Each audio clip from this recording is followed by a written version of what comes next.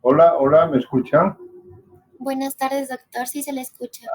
Buenas tardes, un gusto, pues he tenido un poco de problemas al entrar con una cosa de internet. Bueno, muy buenas tardes o buenas noches ya. Vamos a empezar. A mí me ha tocado exponer la parte de esófago, aunque creo que alguien también está con ese tema, pero hay una duplicación, pero no importa. Mientras más veces se exponga, pues más beneficio va a ser para ustedes, ¿no es cierto? Entonces empezamos con el esófago, que es parte del tubo digestivo alto. Después de la laringe viene el esófago, el estómago, duodeno, intestino delgado, ya sea yeyuno ahí. Y empezaremos diciendo que el esófago es un tubo muscular que se extiende desde el nivel inferior del cartílago cricoides hasta el estómago. Se divide en una porción cervical, lo que corresponde al cuello, torácica y una parte abdominal. Tiene una longitud de 25 centímetros y un diámetro de 1.5 centímetros. Carece de cubierta serosa, al resto que las otras partes del tubo digestivo, que tienen 4 capas: mucosa, submucosa, muscular y serosa. En cambio, en el esófago no hay esta capa, y esta capa es muy importante para los procesos de anastomos que se puedan hacer en él. La irrigación es procedente de la aorta, suplementada por ramos de vasos tiroideos inferiores, bronquiales y frénicos. El drenaje linfático corre paralelo a la víscera. La inervación está dada por el vago neumogástrico. Tiene 2 esfínteres a cada extremo, o sea, un esfínter en la parte superior, el esfínter cricofaringio, que es mecánico, y en la parte inferior el cardias, que es fisiológico. Que ambos, el cardias, por ejemplo, responde a los cambios de presión, en fin, para que se pueda abrir y que pasen los alimentos al estómago. La función del esófago es propulsar los alimentos desde la faringe hasta el estómago. El síntoma más común de las enfermedades del esófago son la disfagia, en segundo lugar el dolor subesternal. La evaluación comienza con una buena historia clínica y una buena exploración física. Tenemos algunos métodos de diagnóstico que nos van a apoyar o nos van a llevar al diagnóstico de la patología que pueda haber en el esófago, como la radioscopía, la esofagoscopía, la cineradiografía, la manometría y las determinaciones del pH. En esta imagen vemos unas bolsas, unas formas saculares. Esto de aquí corresponde a un divertículo, y está en la parte cervical, es el divertículo de Schenker. Y este divertículo se desarrolla a nivel del triángulo de Dillamier, que está en relación a los músculos, que los vamos a ver a continuación. Y esta es una esofagografía, o sea, un estudio contrastado del esófago, con bario, puede ser bario o una sustancia hidrosoluble. Entonces acá vemos cómo se dibuja ese divertículo. Perdón, doctor, pero no se está viendo la presentación que está dando. Sí se ve, pero no está en la imagen que corresponde. Como no te entiendo. No ha pasado de la primera diapositiva, doctor. Sí, en la primera diapositiva, exacto. He pasado la primera diapositiva y no está avanzando. ¿A eso te refieres? Sí, ha pasado a la segunda diapositiva, pero sigue en la primera diapositiva en la presentación. ¿Y ahora cómo hacemos? ¿Alguien me puede corregir cómo podemos hacer? Pero a ver, no lo sé. Acá hay algún error. Sí. A ver, ¿ahí ven? ¿Ha pasado? No, doctor. Sí, en las flechitas estas que hay, aquí está. Ahora, Doctor, tal vez puede dejar de compartir y no ponerlo en pantalla completa, porque a veces ahí es el problema y no deja pasar. no poner pantalla completa, dices. Sí, sí, doctor.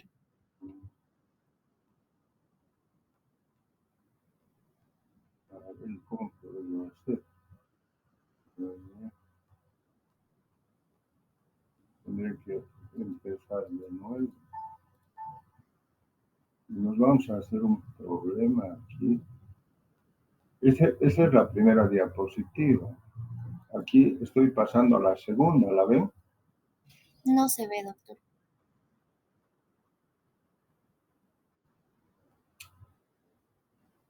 A ver.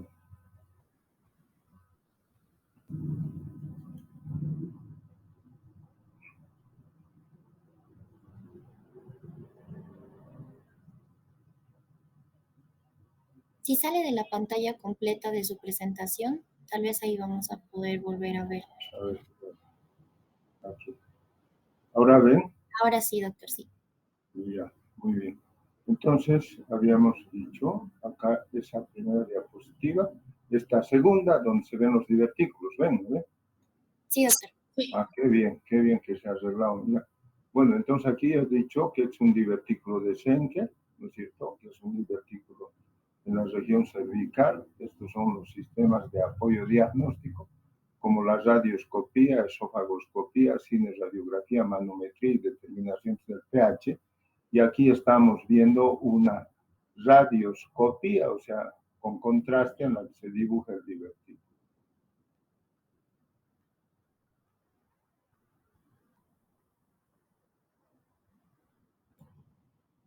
Ahora, ya. Los divertículos del esófago son formaciones saculares que pueden estar tanto en la parte cervical, en la parte medio torácica y en la parte del diafragma. Entonces vemos aquí los divertículos verdaderos cuando están compuestos por todas las capas de la pared del esófago. Los falsos cuando la membrana mucosa se hernia a través de las fibras musculares. Los falsos se llaman también de pulsión y entre estos tenemos el de Schenker y el epifrénico, que es el que está arriba y el que está abajo. Y los verdaderos se llaman también de tracción y entre estos tenemos el medio torácico. Aquí estamos viendo en esta imagen, es la parte cervical, una apertura, vemos que esta forma sacular es el divertículo y tiene una unión pediculada, o sea, no tiene una implantación amplia, sino que es pedicular. El divertículo de Schenker se desarrolla a través de una zona susceptible situada en la porción inferior de los músculos constrictores de la faringe, inmediatamente por encima del músculo cricofaringeo. El síntoma más común es la disfagia. Puede haber deglución ruidosa, masa tumoral cervical, regurgitación, salivación excesiva y mal aliento. O sea, muchas veces los pacientes acuden y dicen que tienen mal aliento, que ni lo soportan. Entonces empezamos por la fauces bucal, si es que tiene caries dental, y ya haciendo un tratamiento de las caries y tal, y hay persistencia de los síntomas, hay que pensar de que pueda tener un divertículo. Aquí en esta imagen vemos un divertículo y aquí ya han puesto una pinza para la resección del divertículo. Como es un divertículo pediculado, el cierre va a ser fácil y va a haber una solución sin complicaciones.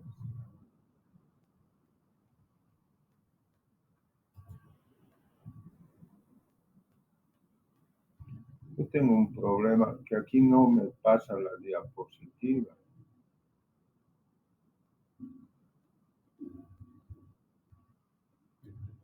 Ahí está.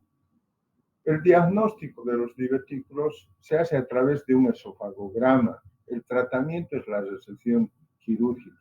El divertículo epifrénico se desarrolla inmediatamente por encima del diafragma. El diagnóstico por medio de una esofagografía y el tratamiento la resección quirúrgica. En cambio, el divertículo medio torácico que se presenta a nivel de la bifurcación de la tráquea, hay que prescindir de todo procedimiento de intervención para el tratamiento de este divertículo porque las más de las veces vamos a complicar la situación y vamos a dar a fístulas esófago-bronquiales. Hay otra, si tienen alguna pregunta hasta aquí, si me están escuchando, por favor. Se le escucha bien, doctor. Bien. Hay otra patología que es más o menos frecuente en nuestro medio, que se denomina acalasia. La acalasia es un trastorno motor esofágico primario que se caracteriza por relajación anormal del esfínter esofágico inferior y ausencia de peristalsis esofágica. La incidencia es de 6 a 100.000 y es tan frecuente tanto en el sexo masculino como en el femenino y tiene una mayor incidencia desde los 25 a los 60 años. La etiología varía, o varias hipótesis intentan explicar la pérdida de los ganglios mientéricos del esófago, como agentes virales, el herpes virus, autoinmune, neurovegetativa, genéticas, tóxicas, y esto podríamos añadirle inclusive la enfermedad de Chagas.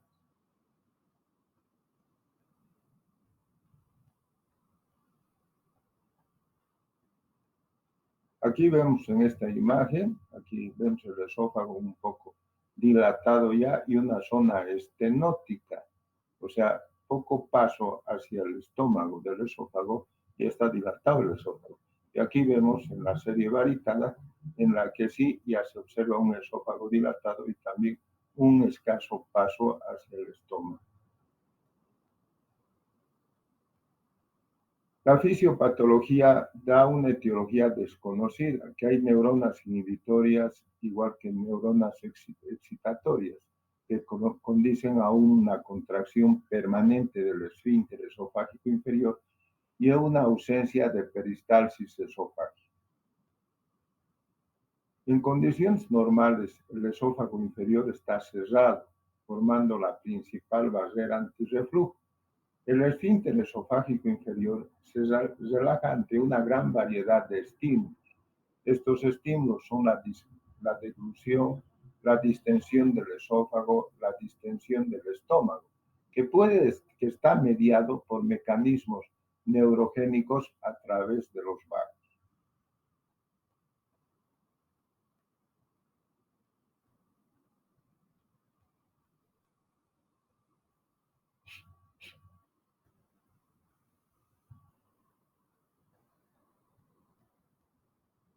Existe un tono muscular del esfínter esofágico inferior, presión de cierre, mecanismos miogénicos, contracción a través del calcio, mecanismos neurogénicos, inervación colinérgica, todo está mediado por el nervio vago.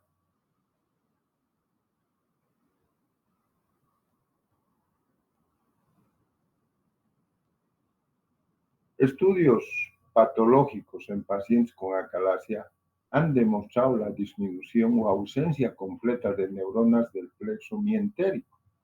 La preservación de la inervación colinérgica excitatoria implica que la pérdida neuronal característica de la acalasia puede ser selectiva para las neuronas inhibitorias. La evidencia directa que apoya a la pérdida neuronal inhibitoria proviene de estudios inmunohistoquímicos que demostraron la ausencia de la PIT-ion sintetasa en espécimes de esfínter esofágico inferior de pacientes con acalasia.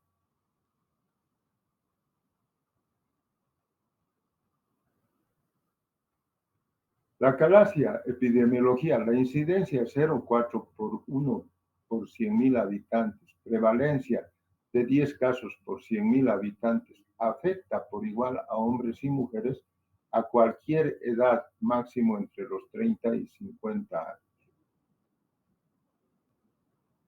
Los síntomas de la acalasia, tenemos la disfagia, que se presenta en un 95% de los casos. Esa disfagia es para sólidos y líquidos, es retroesternal o subxifoidea y es de larga evolución.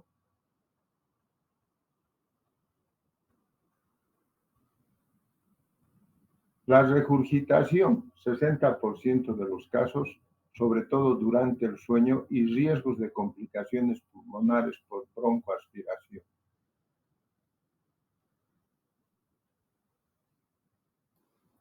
El dolor torácico, 50% de los casos, más frecuente en las fases iniciales y mejora con la evolución.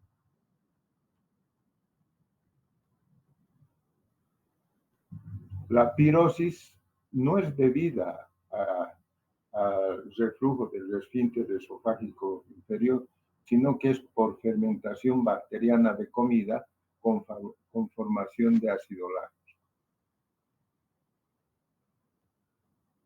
El diagnóstico, tiempo medio de 2 años. Los síntomas, disfagia se presenta en un 90%, regurgitación en un 75%, pérdida de peso en un 60%, dolor torácico en un 40%, pirosis en un 40% y tos nocturna en un 30%.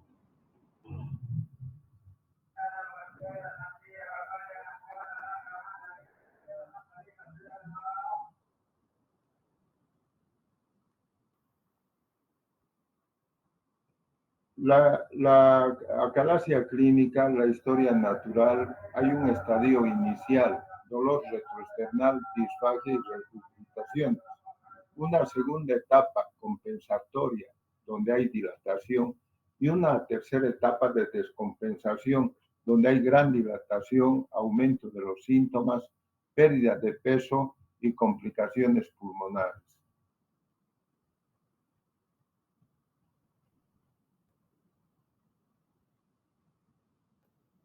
Aquí tenemos, por ejemplo, una radiografía simple de tórax en la que observamos ya de que hay un aumento de la parte del esófago, así como una dilatación. Esta radiografía simple de tórax especifica de que tenemos que tener mucha concentración en esto para determinar si es que hay dilatación o no. No es tan evidente. Entonces vemos que también hay una ausencia de la cámara gástrica. Aquí únicamente está teñida apenas la cámara gástrica. Este es un estudio ya contrastado en la que observamos de que sí, de que aquí hay una zona de estenosis, poco paso a la parte gástrica, en esta placa igual, en esta igual, y aquí estamos viendo aquí que termina en pico de flauta, ¿no ve? Y toda esta parte ya corresponde al estómago. Aquí ya vemos esta zona, es la zona del píloro, ¿no ve? A nivel del bulbo duodenal.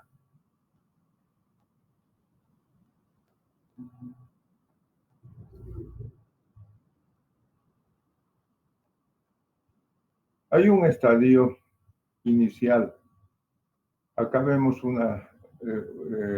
las etapas de Adams, un estadio inicial donde hay escasa dilatación, escasas contracciones propulsivas y una apertura perezosa del esfínter esofágico inferior.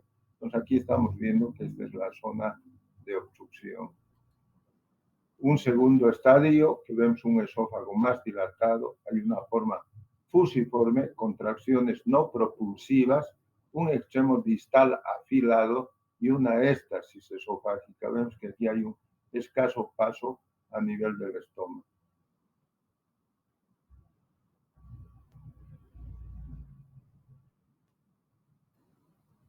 Aquí vemos un tercer estadio, ya vemos un esófago más dilatado, vemos aquí la zona estenótica, rodillas a nivel del esófago que caracterizan o dan la especie como si se trataría de una asa sigmoidea. Entonces vemos una dilatación extrema, hay una éstasis notable, las paredes son atonas, esbozo de rodilla, marcado afilamiento distal en pico de pájaro. Ahí está. Y tenemos el cuarto estadio, en la que hay un esófago dilatado más de 10 centímetros, un aspecto tortuoso, 2 o más rodillas. En la manometría hay un aumento del tono del esfínter esofágico inferior, una ausencia de relajación incompleta con la deglución, hay una peristalsis del esófago.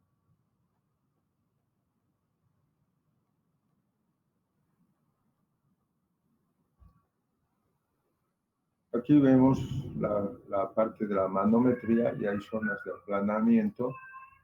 Aquí vemos dentro de esta situación la manometría. El diagnóstico en estadios precoces hay peristalsis, relajación incompleta del esfínter esofágico inferior. No hay diferencia de acalasia de neoplasia del cardio. Vemos aquí que hay un aplanamiento completo. Los criterios manométricos.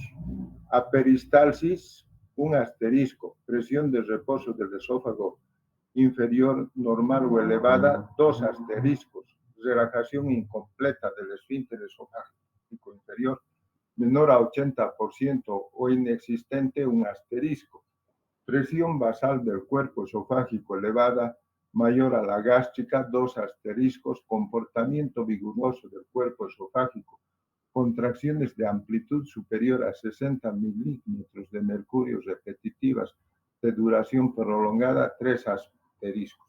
Entonces, dentro de esto, cuando hay un solo asterisco, hay un criterio obligado. Cuando hay 2 asteriscos, 2 criterios o criterios opcionales, y cuando hay 3 asteriscos, quiere decir que es específico de acalasia rigurosa.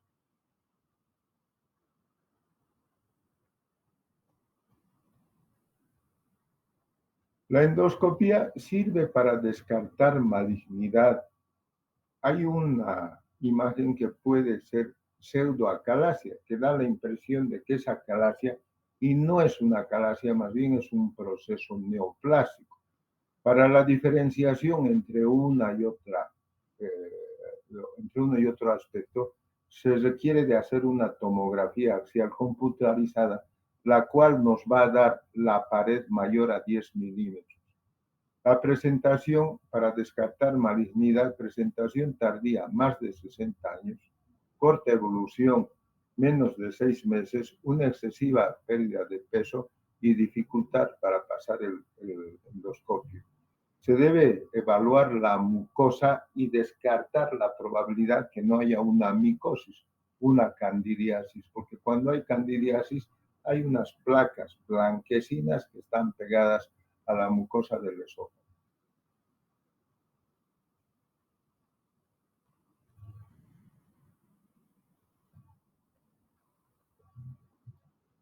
Aquí vemos una imagen endoscópica, siempre debe realizarse aún con radiología típica. Los objetivos son descartar otras causas de estenosis, como un carcinoma de la unión esófago-gástrica, evaluar la mucosa esofágica antes del tratamiento. Las características: un esfínter cerrado se atraviesa ejerciendo presión, la dilatación y atonía del cuerpo y los restos alimentarios por el cuadro obstructivo.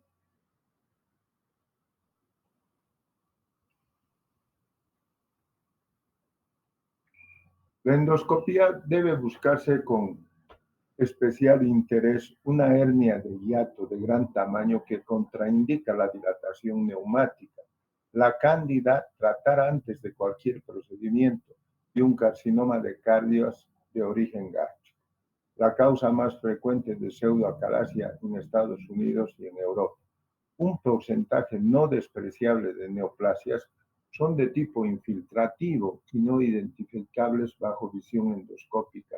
Por eso hay necesidad de realizar una tomografía axial computarizada y evaluar el diámetro de la pared del esófago. El tratamiento consiste en objetivos para aliviar los síntomas, mejorar el vaciado esofágico, prevenir complicaciones como el megaesófago, una evaluación de la respuesta que puede ser sintomática y una velocidad de vaciado esofágico.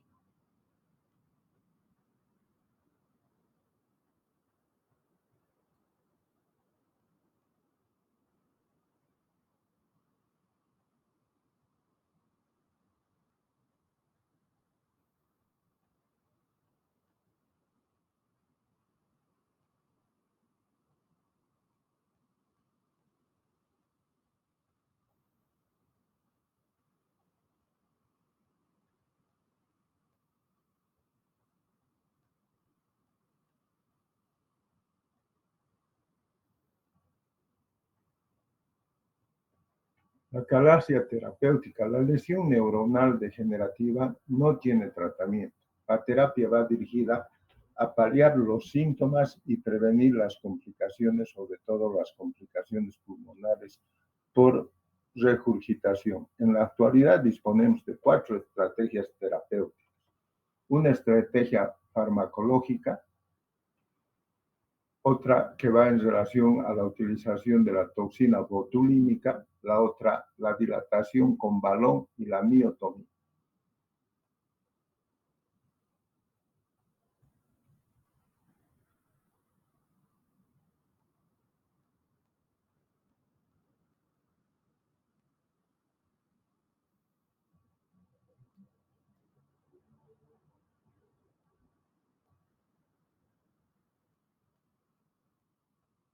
El tratamiento farmacológico se utiliza en esto el dinitrato de isorbide y la nifedipina. Las indicaciones: acalasia temprana con mínima disfagia, mejorar el estado nutricional antes de la cirugía, respuesta parcial tras dilatación o cirugía, contraindicaciones de tratamiento quirúrgico o dilatación neumática que no responden a la inyección de Botox. Es eficaz en un 70%. Efectos indeseables que son la taquifilaxia.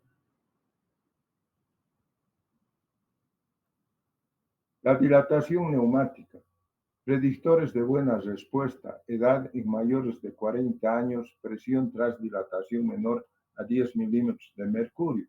Complicaciones: perforación el 2%, mortalidad el 0,2%, menor incidencia de reflujo gastroesofágico que la cirugía.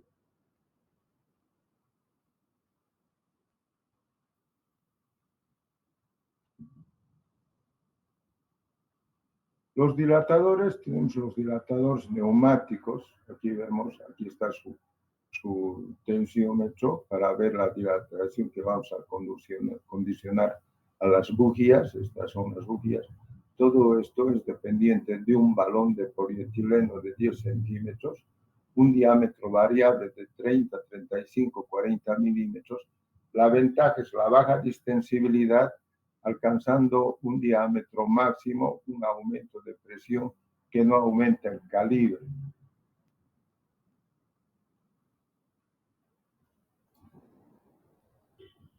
Aquí vemos, estos son los dilatadores, se introducen los dilatadores acá. Estamos viendo, se hace el insuflado de las bujías, que se va calibrando de acuerdo a la resistencia. Aquí ya vemos que la bujía está totalmente insuflada y se produce una dilatación del esófago. La dilatación neumática, el objetivo es la ruptura de las fibras musculares lisas del esfínter esofágico inferior. La eficacia de 60 a 95%, disminuye a la mitad en las dilataciones siguientes. Mejor respuesta a mayor edad y menor tiempo de evolución. Las contraindicaciones: hernia hiatal, divertículo epifrénico y dilatación mayor a 7 centímetros, que puede dar lugar a una perforación de un 3 a 5% con una mortalidad de 0,3 a 1%. Y otras complicaciones como hematoma intramural, dolor torácico prolongado y un reflujo gastroesofágico en un 25 a 35%.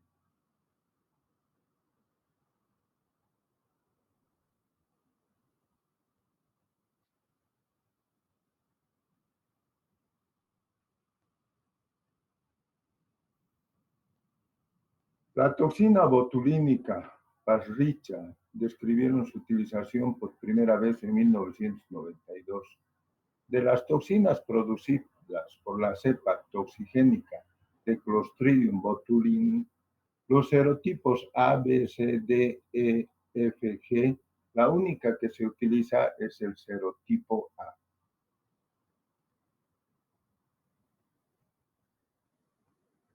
La toxina botulínica tiene una afinidad selectiva por terminaciones presinápticas periféricas. Ejerce una acción enzimática sobre una proteína de membrana SNAP25 y bloquea su funcionamiento. impide el paso de acetilcolina al citosol. Esto bloquea la salida de acetilcolina, produciendo parálisis flácida de la placa neuromuscular.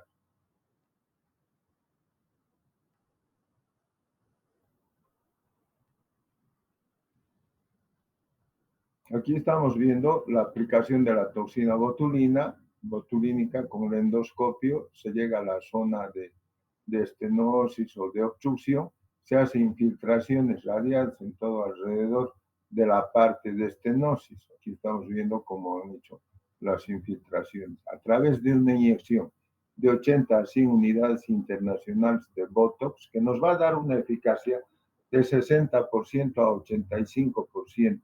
El 50% es reaparición de los síntomas en 6 a 12 meses.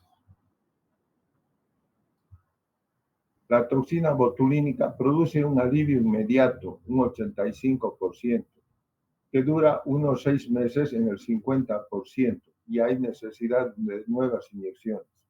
Menos eficaz que la dilatación neumática y la miotomía. Es una buena alternativa en ancianos, mejor respuesta y más coste efectivo. Escasa complicaciones, no complicaciones posteriores al tratamiento.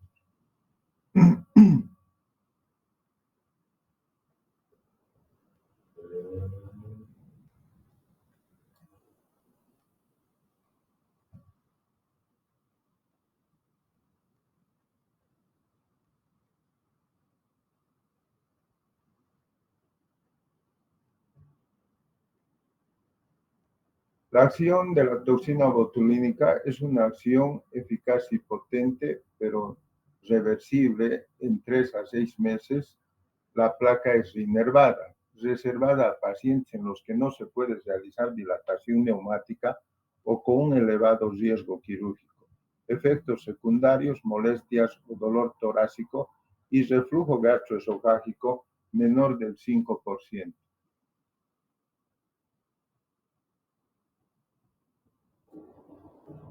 La miotomía Heller la inventó o la realizó en 1913. Realizó la primera miotomía, doble miotomía longitudinal en esófago terminal. En 1923, Sajar redujo la miotomía a una sola. Ancona, Pereacci, Sanillotto introdujeron la cardiomiotomía laparoscópica con fundoplicatura anterior antirreflujo.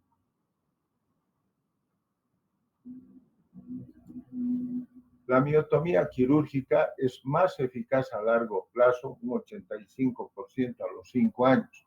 Se puede hacer por técnica laparoscópica y las complicaciones, el reflujo gastroesofágico en un 10% asociar a fundoplicatura. Esta no es una fundoplicatura completa que la que se hace en las hernias hiatales, sino que es una hemifundoplicatura, únicamente se hace la fundoplicatura en la parte anterior del esófago. Hay un menor riesgo de perforación igual a mortalidad y no complicada por técnicas endoscópicas previas.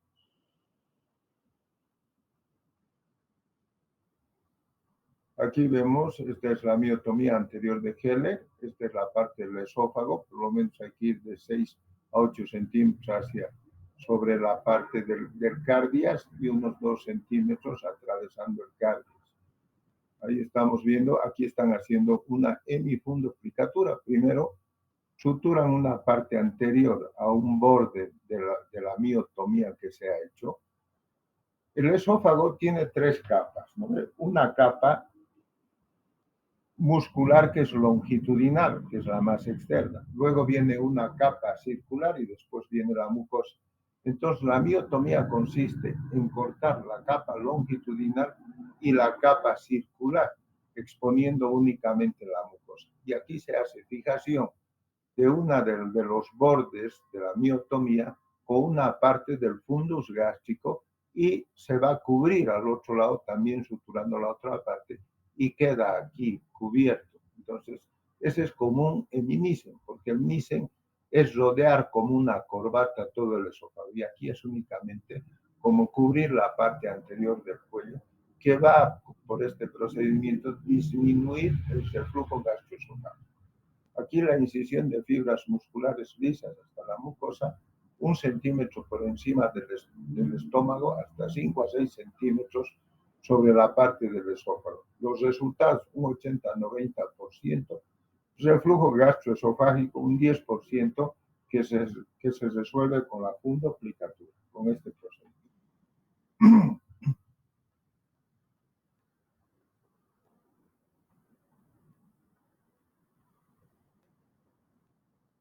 Aquí estamos viendo, esta es la miotomía laparoscópica, es con fundoplicatura laxa de Toupet. Entonces no se va a poder observar muy bien, pero para que tengan una idea. Los resultados, 85 a 90%, hay una disfagia de un 10%, la mejoría disminuye con el tiempo, y el reflujo gastroesofágico de un 10% aumenta después de 10 a 20 años.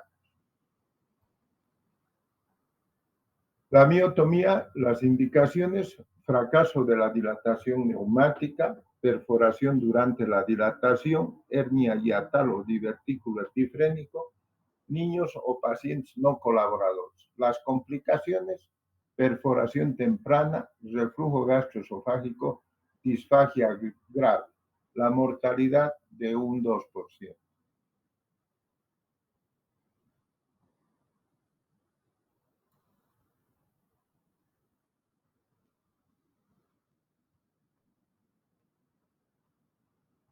La miotomía versus dilatación neumática. Los pacientes jóvenes serían más beneficiados con la miotomía laparoscópica.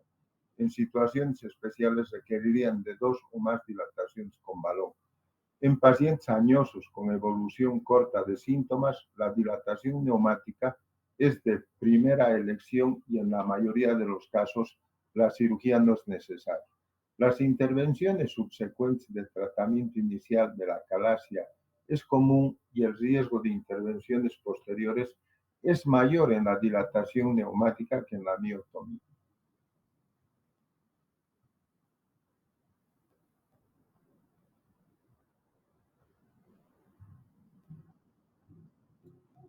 Aquí vamos a hacer una demostración de los efectos que están condicionados por los fármacos, por la toxina botulínica, la dilatación y la cirugía. Tenemos el efecto que es inmediato con el fármaco. Con la toxina tiene un efecto corto, con la dilatación medio y con la cirugía un efecto largo. Los efectos secundarios con los fármacos: cefalea, hipertensión arterial. Con la toxina, dolor torácico de un 20%, con la dilatación, la perforación, y con la cirugía, el reflujo gastroesofágico. Las ventajas: con los fármacos es bien aceptado y es de inicio rápido. Con la toxina, baja morbilidad, moderada duración. Con la dilatación, buena duración, rápida recuperación. Y con la cirugía, más eficaz y duradera. Las desventajas: con los fármacos, efectos secundarios como taquifilaxia, poco efectiva, y la toxina requiere repetición, poco rentable a largo plazo. Con la dilatación, complicaciones infrecuentes pero graves. Con la cirugía es más caro y la recuperación es más larga.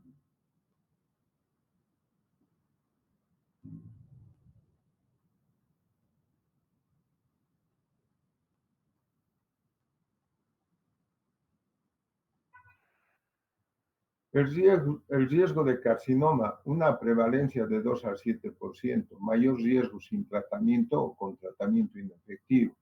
No es recomendado el screening.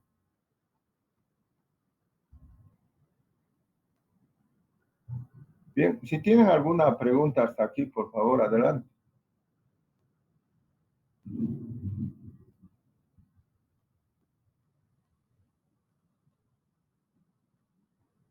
Hola, ¿no hay preguntas? ¿Están ahí? Sí se le escucha, doctor. Ya, yo estoy un poco aquí porque tengo que buscar la diapositiva, no me pasa automáticamente, digamos. O sea que no sé qué ha pasado, a lo mejor por lo que no está con imagen completa. Bueno, vamos a ver otro tipo de patología, que es la esofagitis péptica.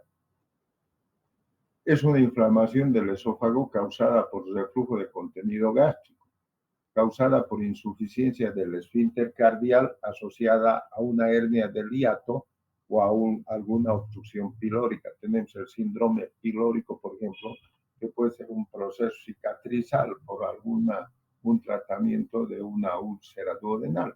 Entonces va a condicionar a un síndrome pilórico que va a haber mucha regurgitación hacia el esófago, dando lugar a una esofagitis péptica.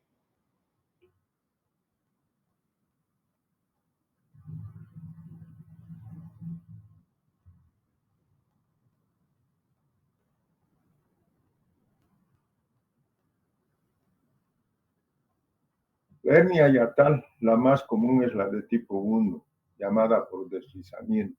Se forma cuando el ligamento frenoesofágico no mantiene la unión gastroesofágica en la cavidad abdominal. La hernia de tipo 2, llamada hernia por enrollamiento o paraesofágica, ocurre cuando la unión gastroesofágica se encuentra sujeta al abdomen, pero existe un defecto hiatal casi siempre grande.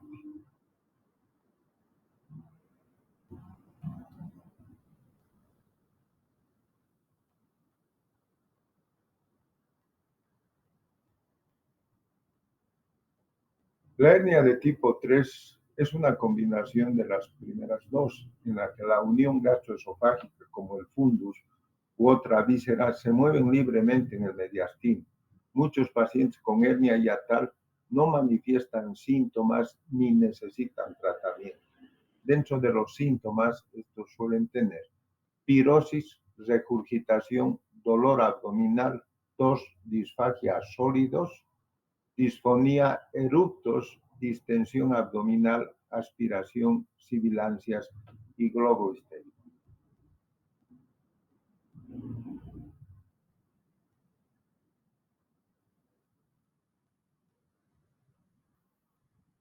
Los métodos de diagnóstico, la endoscopía, la manometría, la pH-metría, la esofagografía.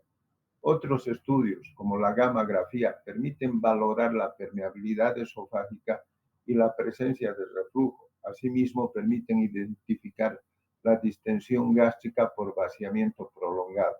La laringoscopía y el examen estroboscópico proporcionan datos objetivos del reflujo gastroesofágico. El tratamiento médico, que es semejante al de la úlcera péptica, o sea, pueden ser los bloqueadores H2, los inhibidores de la bomba de protones, el hecho de que el paciente tenga un sistema de dieta especial y que después de que haya comido algo no se acueste, que tenga que deambular un poco para que apoyar a que se vacíe el estómago, y que si se echa, se tiene que echar con una almohada elevada, o sea, con un espaldar elevado. Y el tratamiento quirúrgico en pacientes con datos de lesión esofágica grave, como úlcera, estenosis o mucosa de Barrett, la resolución de los síntomas o recaídas durante el tratamiento médico. Y el tratamiento para la hernia hiatal es la fundoplicatura de Nissen, que son 360 grados. Es como si le pusiéramos una corbata al paciente, que el fundus gástrico va a rodear toda la parte distal del esófago, o sea, unos 6 a 8 centímetros de la parte distal del esófago, e inclusive hasta se puede calibrar con una sonda French número 32, o no dejarla muy ajustada, porque si se la deja ajustada, entonces el paciente no va a poder ni eructar. Entonces va a tener una molestia muy grande condicionada por la fundoplicatura. El esófago de Barrett.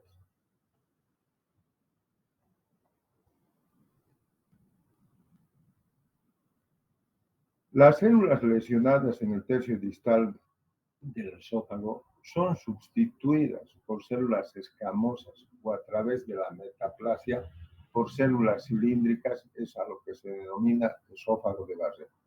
La más común es la metaplasia intestinal especializada, la displasia y el carcinoma.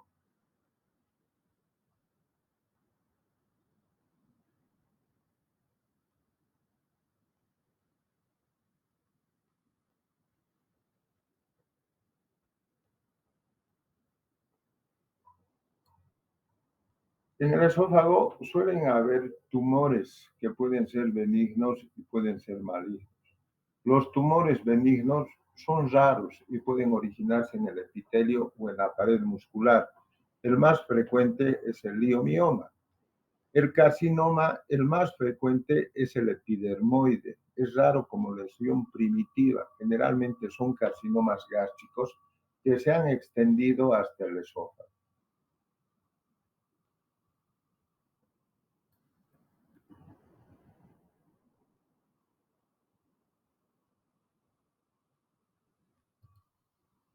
Los síntomas, disfagia y pérdida de peso. El tratamiento. Los resultados de los cánceres del tercio medio y superior son malos, cual sea el método empleado. En cambio, los del tercio inferior, los resultados son mejores.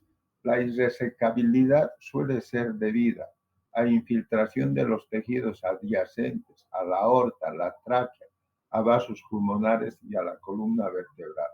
En situaciones en las que ya no se puede hacer ningún tipo de resección con procedimientos ni paliativos ni curativos, en ocasiones se utiliza un tubo desilástico.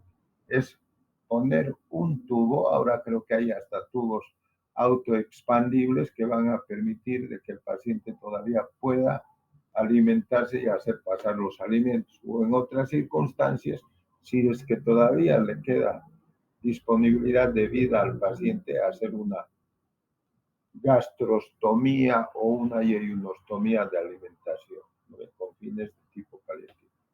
Con todo esto hemos concluido esta parte del esófago y si es que tienen alguna pregunta, por favor, adelante.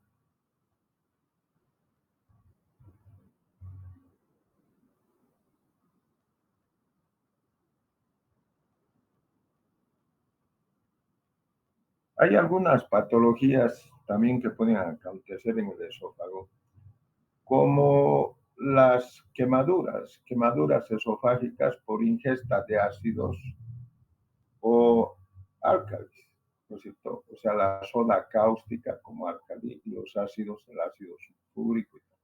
Los pacientes acuden con este tipo de sintomatología refiriendo de que han tomado algún ácido por descuido o con fines de suicidio.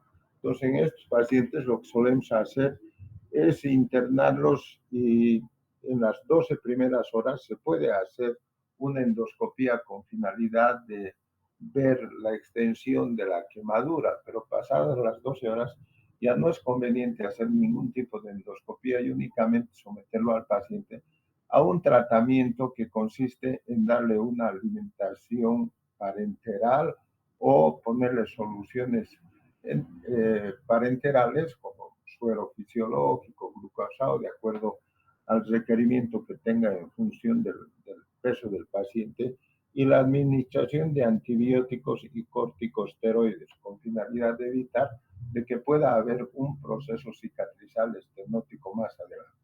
Y posteriormente ver si es que hay algún tipo de secuela, ya hacer alguna esofagografía, ver si es que hay estenosis y tratar de hacer tratamientos con dilataciones, ¿no? Y en última instancia, si es que no se puede hacer un tratamiento con dilataciones, queda el hecho de hacer una transposición de colon, o sea, reemplazar el esófago con una asa de colon y hacer una esofagectomía, porque se aconseja retirar el esófago afectado porque más adelante va a condicionar a un cáncer de esófago, porque no está pasando por los alimentos por ahí y las posibilidades de que se convierta en un proceso neoplásico van a ser mayores.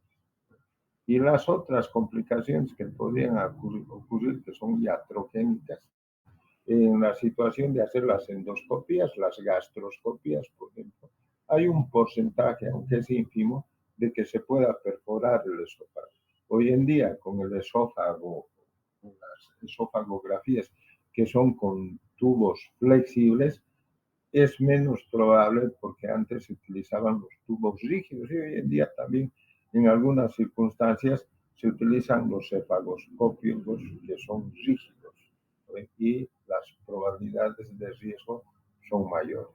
Entonces, cuando se produce alguna perforación por alguno de estos estudios, el pronóstico va en función de la brevedad en la cual se asiste la complicación.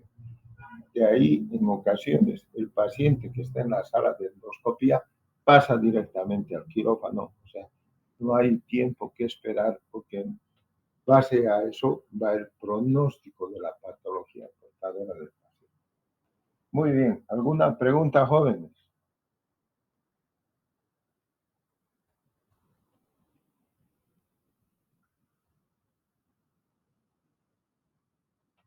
¿No hay preguntas?